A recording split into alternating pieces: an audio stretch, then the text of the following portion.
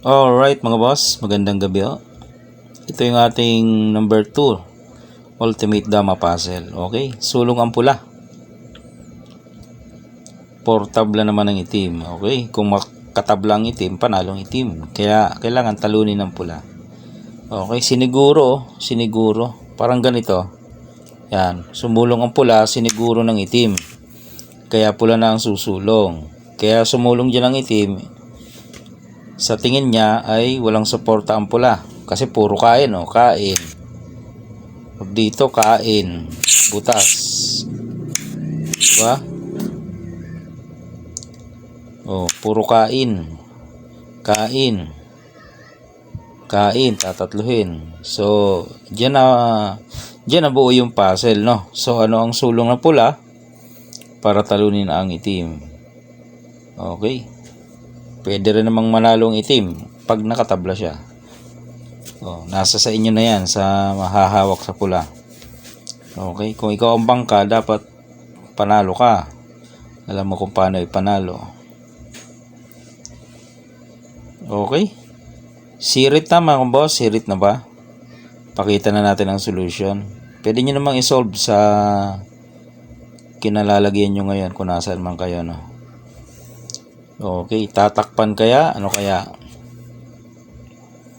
Ang solusyon dyan mga boss, ganito. Dito tayo sa dito. Yan. Siyempre, ang kain dyan ay 3. Hindi pwedeng 2, no? Yan, no? Hindi pwedeng 2. 3 kasi yun eh. Ito, kakain ng 3. O, di yun na nga. Kumain ng 3. O, ano? Next step mo dyan, dito ka. Yan. Diba? Madali lang siya. Oh. Kain 2. Kain ka ng 1. Kain siya ng 3. Kain ka ng 5. Dama ka. Dito siya. Eh, pabayaan mo lang yan. Dito siya. Okay lang yan. Dito ka lang.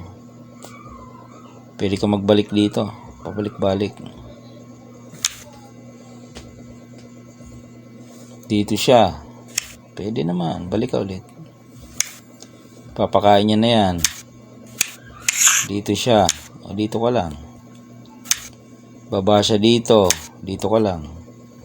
Pagdama niya, pakain mo. O, diba? Madali lang.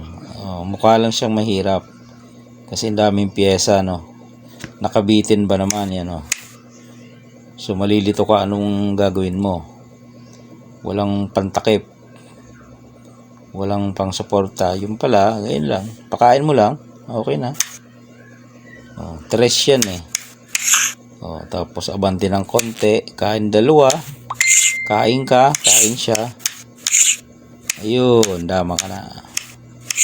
Simple. Alright mga boss. Number 2 yan sa ating Ultimate Dama Puzzle.